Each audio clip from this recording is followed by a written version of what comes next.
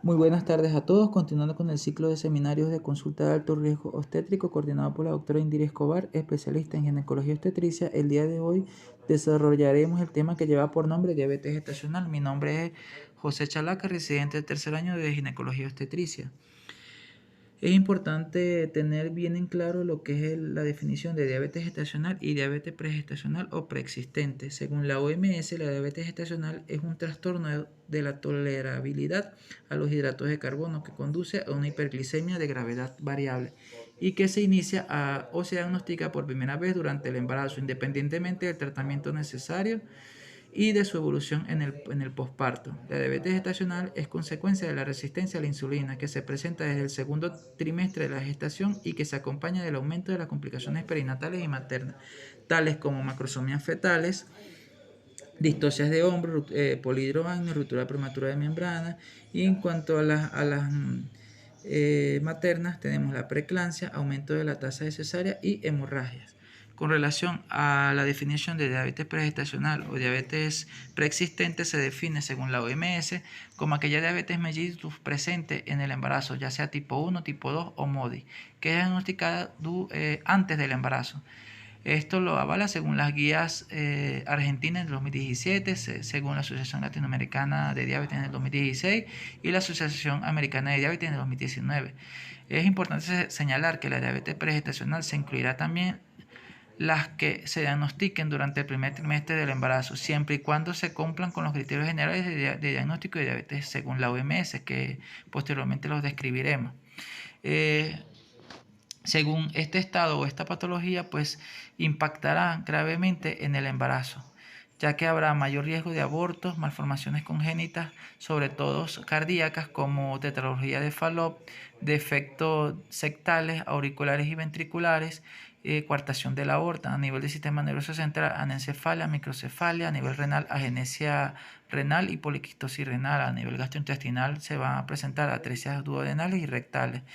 A nivel de la espina bífida y esquelética, vamos a nivel de la espina, va a presentar espina bífida y siringomegalia.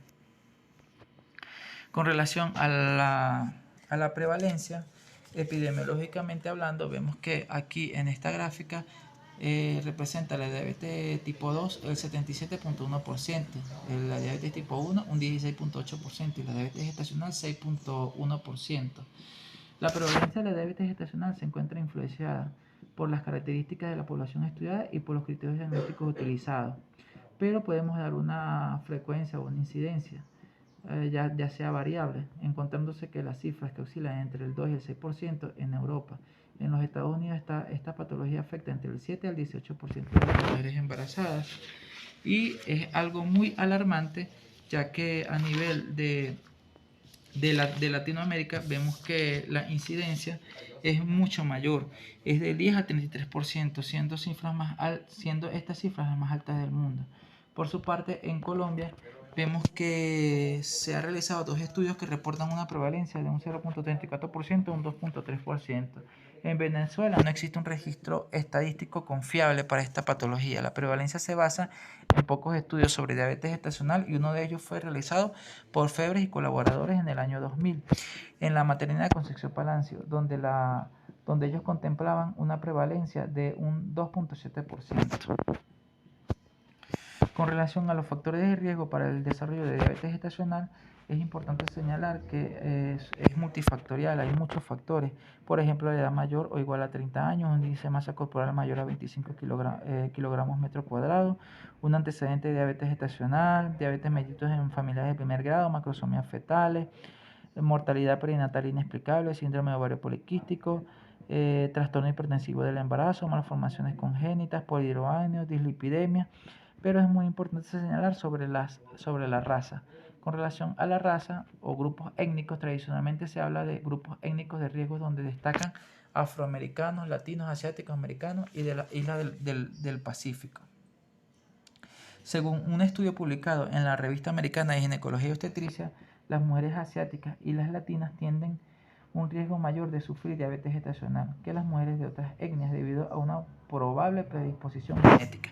En esta gráfica evidenciamos cuatro poblaciones. Aquí está el eje de las Y, el eje de las X, donde nos habla sobre el porcentaje de prevalencia de diabetes gestacional, tomando como punto de corte 5, que es esta línea roja. Y aquí vemos que de 1991 al 2000 estudian 4 tipos de poblaciones. La primera población es la no hispana, la segunda población es la africana americana, que ellas guardan relación en su prevalencia. Pero la hispana vemos que está por encima de la prevalencia, que es 5, es decir, que es algo muy alarmante, que está representada por esta línea con triángulos en verde. Y posteriormente tenemos la asiática, que es la principal grupo étnico en esta estadística. Con relación a la diabetes gestacional, sus cambios fisiológicos y adaptaciones metabólicas, vemos que tiene que existir un equilibrio entre la secreción de insulina y la sensibilidad a la insulina para que exista un buen desarrollo tanto fetal como la parte nutricional metabólica materna adecuada. Es por ello que se ve representada una disminución de la glucosa en ayuno.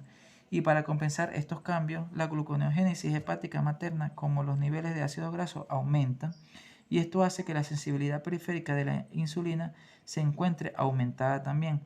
Esto es durante la implantación y la organogénesis. Y posteriormente, durante el segundo y el tercer trimestre, comenzará a disminuir la sensibilidad a la insulina. Esto se debe a la disminución de los niveles de hormonas de crecimiento.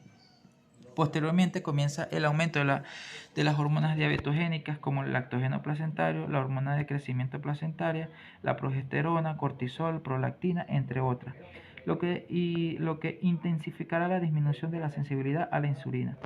En el segundo y en el tercer trimestre de gestación se intensificará mucho más estas hormonas diabetogénicas, en especial el cortisol y la hormona de crecimiento placentario. Aunado a estas hormonas maternas durante la gestación, a este aumento, se encuentra también cambios en la producción de mediadores inflamatorios y un aumento de la hormona lactina por los adipocitos, que sabemos que va a condicionar a la gestante a una obesidad. Es importante señalar que durante la gestación existen dos fases, una fase anabólica que se da en el primer trimestre, que va a conllevar a una lipogénesis y a un aumento del peso materno, y a una fase catabólica, una movilización de reservas para el crecimiento del feto. Con relación a la señalización de la insulina, vemos en esta imagen sobre una esquematización de la señalización de la insulina, donde este círculo fucsia hace referencia a la insulina. Estos rectángulos entre blanco y rojo hace referencia a los receptores de la insulina. Todo lo que está por arriba de esta línea es extracelular, todo lo que está por debajo de esta línea es intracelular. Aquí vemos las diferentes vacuolas, los procesos bioquímicos que pasan intracelulares. Aquí estos son conocidos como GLUC, GLUC1, GLUC2, GLUC3, que son conocidos como transportes de la glucosa. Estas estrellitas azul marino hace referencia a la glucosa como tal. Esto, en cambio, en un estado fisiológico normal, la insulina está a nivel extracelular, expedida o excretada por el páncreas, llega a la célula, se conjuga con el receptor, sensibiliza lo que es la pared de la membrana celular. Esto hace que los GLUC1, 2, 3, 4 se dispongan en la pared celular y sirvan como transportadores de la glucosa. Y esto va a hacer que los cambios a nivel bioquímico intracelular se den: fosforilización, cambios metabólicos intracelulares. Esto es algo normal. Cuando ocurre la diabetes o la resistencia a la insulina, ocurre cuando hay una alteración a nivel de la secreción de la insulina por el páncreas, cuando hay una sensibilización o una alteración de la sensibilización de los receptores de la insulina, cuando hay una alteración en el proceso bioquímico intracelular, o cuando los transportadores de los receptores se ven alterados y no permiten el paso o el transporte de la glucosa extracelular al espacio intracelular. Es importante señalar que el GLUC1 y el GLUC3 siempre van a estar presentes a nivel placentario. Esto nos va a condicionar la macrosomía fetal, ya que no va a depender de la sensibilidad. Siempre va a permitir el paso de la glucosa, el GLUC1 y el GLUC3, pero solamente a nivel placentario. Aquí vemos en este recuadro las hormonas contrarreguladoras o diabetogénicas. En color rojo son las que más van a tener mayor relevancia en establecer la patología, como es la hormona de crecimiento placentario, la progesterona y el cortisol. Y también está el lactogeno placentario sérico y la prolactina. Aunado a estas hormonas contrarreguladoras, también van a estar los mediadores inflamatorios, factor de necrosis tumoral, alfa y beta, interferón, interleucina 2. Combinados, pues van a desencadenar, son los procesos fisiopatológicos de la diabetes gestacional. Aquí vemos esquematizado en estas dos imágenes cuando hay un embarazo normal y cuando hay una diabetes gestacional. En la primera línea, esquematizado, vemos esta figura hace referencia al páncreas y estas estrellas a la insulina. Estos círculos negros hacen referencia a la concentración de glucosa en sangre y estos rectángulos rojos hacen referencia a los receptores, a la sensibilidad de los receptores de insulina. Esto es en el primer trimestre, pues no hay un cambio fisiológico reflejado como tal. Ya en el segundo y tercer trimestre ya empieza a desencadenar lo que son los mecanismos compensatorios. Ya hay una hipertrofia del páncreas y hay un aumento de la concentración de insulina. Por su parte, ya ahí a nivel de la gluconeogénesis va a estar alterada, dado por este mecanismo aumentado de insulina. Va a haber una concentración de glucosa aumentada y al aumento exagerado de las hormonas diabetogénicas va a estar condicionado la resistencia al receptor de la insulina.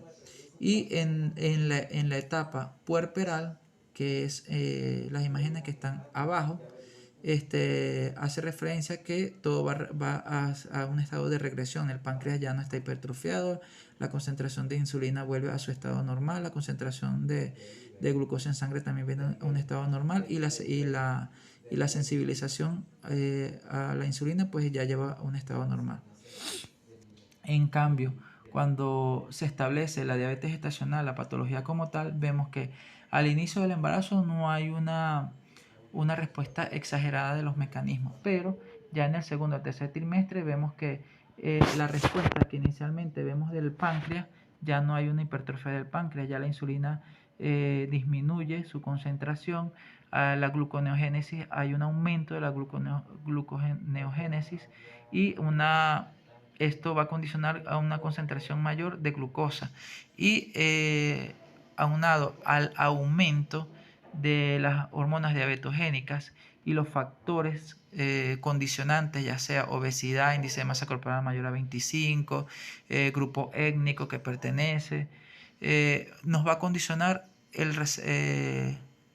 la patología de diabetes gestacional y la marcada resistencia de la insulina. Y en el estado ya puerperal vemos que va a haber una alteración de la regresión a su estado normal, aunque sí va a haber una resistencia un poco más baja, debido a que ya no va a haber las hormonas contrarreguladoras, ya no van a estar marcadas allí, pero están los factores de comorbilidad y puede desencadenar ya sea a los 6 o 8 semanas, posteriormente al screening de diabetes mellitus en población no gestante. Si cumple con los criterios, pues se diagnosticará con diabetes mellitus tipo 2. Con relación a los criterios de diagnóstico, hasta en la actualidad, no hay un consenso internacional que nos hable sobre los criterios de diagnóstico de diabetes gestacional. Está contemplado en la literatura que está el criterio diagnóstico de un paso y de 2 pasos. Cuando hablamos de un paso, hablamos de una glucosa de ayuno, no vamos a hablar de los puntos de corte, de los valores de corte, lo hablaremos en la otra lámina, pero una glucosa de ayuno que esté alterada con una carga de glucosa anhidra de 75 gramos que esté alterada según los cortes que más adelante se los daré, o una glucosa después de 1 hora o 2 horas. Basta con un solo valor para establecer el diagnóstico de diabetes gestacional. Y con relación al criterio diagnóstico de 2 pasos, nos habla de un screening o el test de O'Sullivan, que es una carga de glucosa de 50 gramos y la medición a las 2 horas, que debe ser igual o mayor a 140 para que sea positivo. Y pasemos al segundo paso, que es la carga de glucosa anhidra o curva de tolerancia a la glucosa con 100 gramos de glucosa. Y se van a medir o van a dar puntos de corte a la hora, a las 2 horas y a las 3 horas.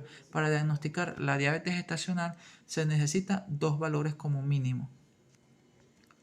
Aquí, si vemos en este recuadro, las principales asociaciones, los principales estudios y los cortes que ellos dan. Aquí vemos prueba de 1 paso, prueba de 2 pasos. La prueba de 1 paso hace referencia a 75 gramos y consta de un valor para el diagnóstico. Tenemos la Asociación Latinoamericana de Diabetes en conjunto con las guías NICE del Reino Unido y el estudio APOP que lo avala la Asociación Internacional de Estudios de Grupos para Diabetes y Gestación, que los puntos de corte con relación a estas entidades hace referencia a 100 en el estado basal, y con el estudio APOP y la Asociación Internacional de Estudios de Grupos hace un corte de 92 en basal. Con estos dos criterios, ya sea este o este criterio, podemos diagnosticar diabetes gestacional sin necesidad de hacer la carga de glucosa o la curva de tolerancia a la glucosa. Esto tiene que hacerse entre la semana 24 a la semana 28 por razones fisiológicas del embarazo, que justamente en esa semana es donde va a haber el aumento o el pico más prominente en cuanto a las hormonas diabetogénicas. Ok, con relación a las 2 horas para el criterio de diabetes gestacional, hace referencia que tiene que estar igual o mayor a 140. En el estudio APOP hace referencia que tiene que estar mayor a 153. Eso es con la prueba de 1 paso. Ahora, con la prueba de 2 pasos, avalado por la Asociación Americana de Diabetes, tanto Camperter y Coustan y el grupo de estudio de diabetes gestacional, hace referencia a los puntos de corte 95, 105 en basales. Cuando sean igual o que superen estos puntos de corte, se diagnostica diabetes gestacional, pero con 2 criterios. Con un solo en la prueba de 1 solo paso, con un solo criterio se diagnostica. Con la prueba de 2 pasos, porque primero es el paso del screening con la prueba de O'Sullivan y posteriormente se pasa a la carga de glucosa de 100 gramos anhidra oral. Luego vemos que hay puntos de corte a la hora, a las 2 horas y a las 3 horas, con sus posteriores puntos de corte 180, 190, 155, 165, 140, 156. Dependiendo de estos estudios o de estos puntos de corte, pues cada institución, cada país, cada médico se valdrá de acuerdo a su experiencia y a su preferencia cuál aplicar para el manejo de estas pacientes. Nosotros en Venezuela, en el año 2016, hay un manual de manejo de diabetes gestacional que fue realizado por la Asociación Venezolana de Endocrinología, la Asociación Venezolana de Medicina Interna y la Asociación Venezolana de Ginecología y Obstetricia. Y hacen las recomendaciones para el método de diagnóstico de diabetes gestacional en un solo paso. Aquí lo vemos reflejado. En este algoritmo, en la primera consulta, hace referencia a diagnóstico antes de las 20 semanas de gestación, vemos que el punto de corte que ellos toman como referencia es el de la APO, que hace referencia a que tiene que ser menor a 92 para descartar la diabetes gestacional.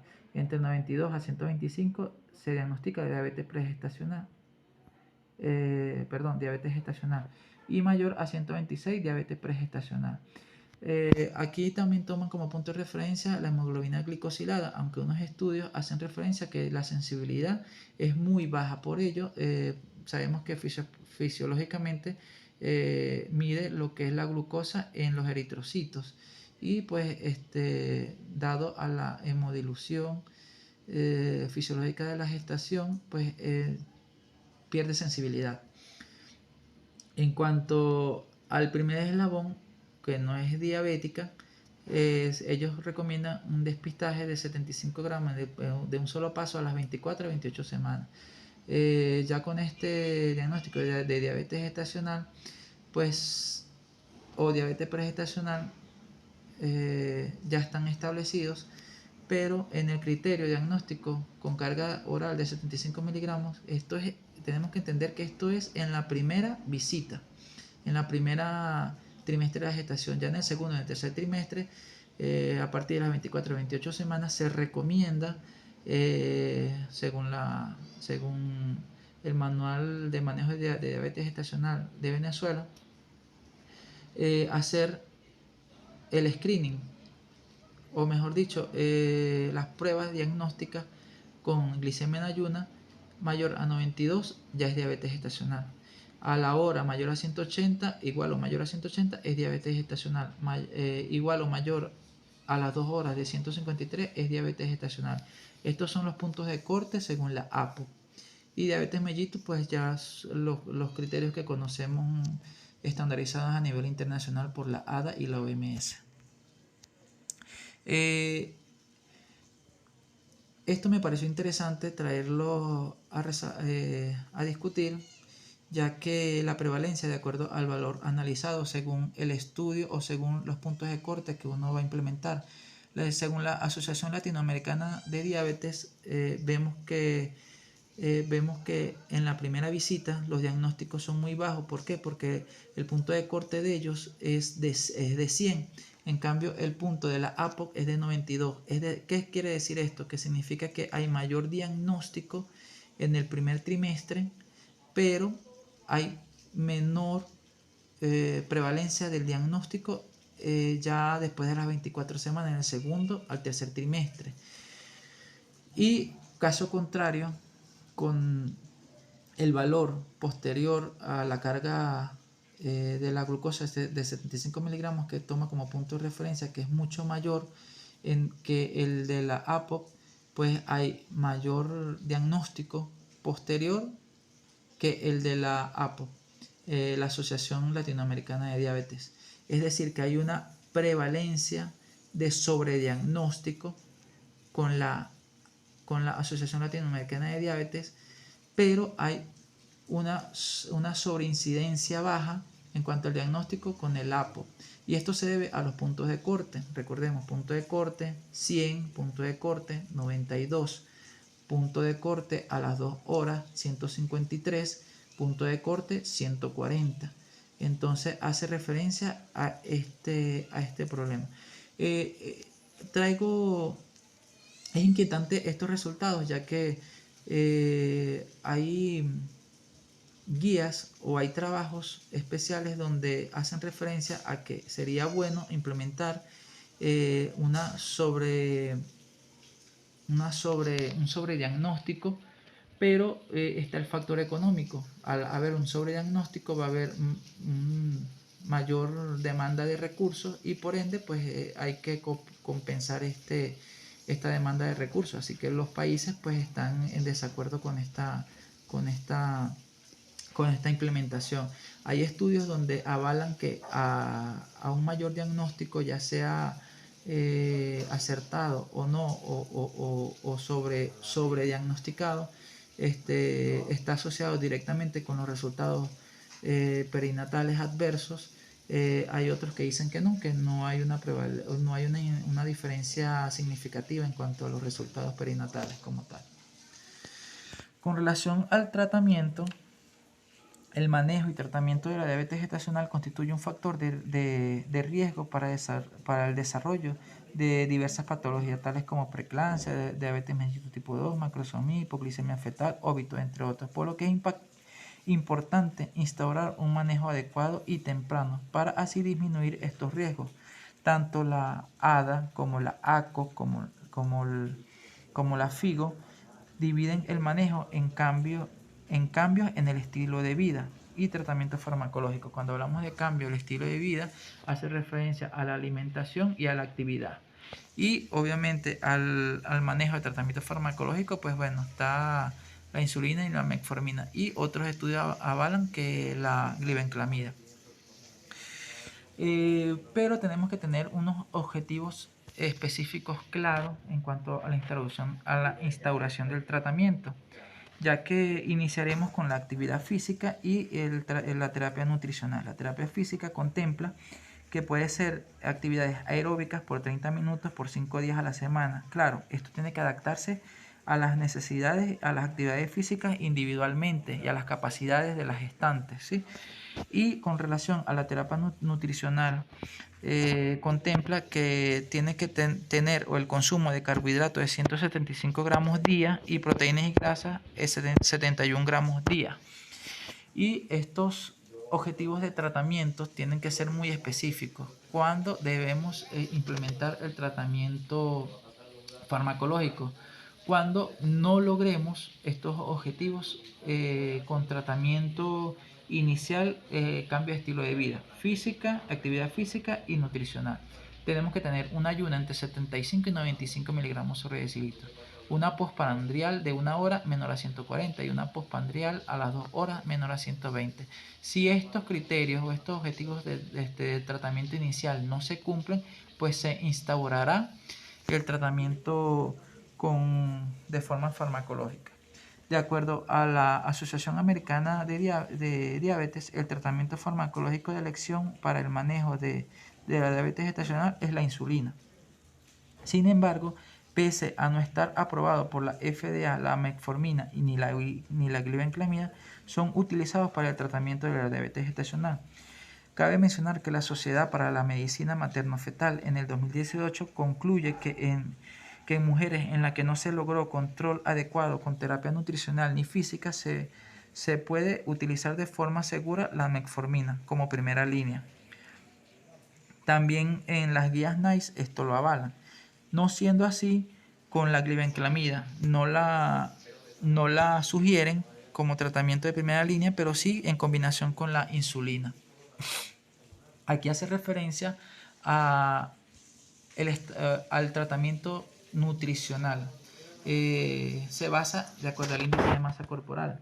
Vemos que las proporciones de calóricas nutricionales hacen referencia a un 40 o 50% de carbohidratos, un 20% de proteínas y un 30-40% de grasas. Se hará el manejo de acuerdo al índice de masa corporal. Vemos como por ejemplo, aquí vemos que el índice de masa corporal menor a 20 kilogramos metro cuadrado toman como punto de referencia entre 30 y 40% de calorías, kilocalogramos día, multiplicado por el peso de la paciente por 40 o 45% que viene siendo los carbohidratos que se va a consumir. Y así sucesivamente, hasta el más bajo, que es el índice de masa corporal mayor a 30, que ya es una obesidad, pues obviamente baja las calorías de 12 a 20 calorías kilogramo día. Eso se va a multiplicar por el peso de la paciente por un 20 o 25% que viene siendo los carbohidratos. Va a disminuir los carbohidratos. Entre mayor peso, pues menor carbohidrato. Entre menor peso, pues un poco mayor de carbohidrato. Eso va a cubrir las necesidades metabólicas. Y elegiremos la dieta intermedia más adecuada. Aquí hay un ejemplo de una dieta de acuerdo al índice de masa corporal de una paciente, le dio 1800 kilocalorías. Eso se subdivide en desayuno, merienda, comida, merienda, cena. y hay una guía donde las proporcionan. La FIGO y la SEGO hacen referencia a este tratamiento nutricional por índice de masa corporal y hacen referencia a la cantidad de acuerdo al peso y a la carga de carbohidratos, proteína y grasa y los alimentos que están disponibles para el consumo en embarazadas. Claro que esto debería ser más manejado o mejor manejado por un nutricionista. Con referente a la utilización de la insulina, ya que es la de elección obviamente, ya que no cruza la barrera placentaria y ha demostrado de forma más consistente la reducción de la morbilidad materno-fetal cuando se añade el tratamiento nutricional. Los antidiabéticos orales como la metformina no incluyen en su ficha técnica la indicación para diabetes gestacional. De hecho, no está ni siquiera avalado por la FDA. Y se desconoce su efecto a largo plazo. Pasan la barrera hematoplacentaria, también se conoce, por lo que la metformina solo estará indicada en pacientes que rechacen la insulina o que no se logre un control adecuado. Aquí hablan sobre la metformina, se iniciará dosis de 850, esto lo dice la FIGO, pero la ADA hace referencia a que debe ser de 500 miligramos, dosis se tienen que empezar con subdosis y posteriormente, semanalmente, se va a ir titulando de acuerdo al requerimiento. Es importante señalar la vía de finalización de la gestación. En las pacientes con una diabetes gestacional, los criterios de finalización no difieren de los empleados en la población obstétrica general. En aquellas pacientes que se sospeche una diabetes pregestacional no diagnosticada que requieran insulina o presenten feto grande para la edad gestacional, si bien controlan su parte metabólica, se deja evolucionar hasta la finalización electiva a las 39 a las 40 semanas. No hay razón por qué no se deba dejar evolucionar como una paciente obstétrica general, siempre y cuando no haya una alteración a nivel metabólica. Claro, sabemos que hay asociación de estas semanas, 39 y 40 semanas, entre mayor semana de gestación, mayor riesgo de óbito fetal. Pero si hay un adecuado control metabólico, este riesgo no va a estar presente o se va a reducir. Si presenta mal control, se puede plantear terminar el embarazo a partir de la semana 37 o mucho antes si hay complicaciones metabólicas o fetales. En caso de que haya una macrosomía, un peso fetal estimado mayor a 4.500, se finalizará la gestación mediante cesárea electiva a partir de las 39 semanas. De acuerdo al uso de la insulina, vemos que la dosis de insulina inicial será de 0.2 unidades kilogramo día y se irá aumentando según su requerimiento. Según el tipo de insulina vemos la ultra rápida, rápida, intermedia y lenta. Por consenso, la más utilizada es la NPH. Que tiene una acción de 1 a 3 horas, con una máxima acción de 5 a 7 horas y una duración de 13 a 18 horas. Pero en pacientes que presentan hiperglicemias postprandiales está el uso de las ultra rápidas en precenas, en precomidas, ya que su inicio pues, es de 1 a 15 minutos, con una duración máxima de 1 a 2 horas y una duración de 4 a 5 horas.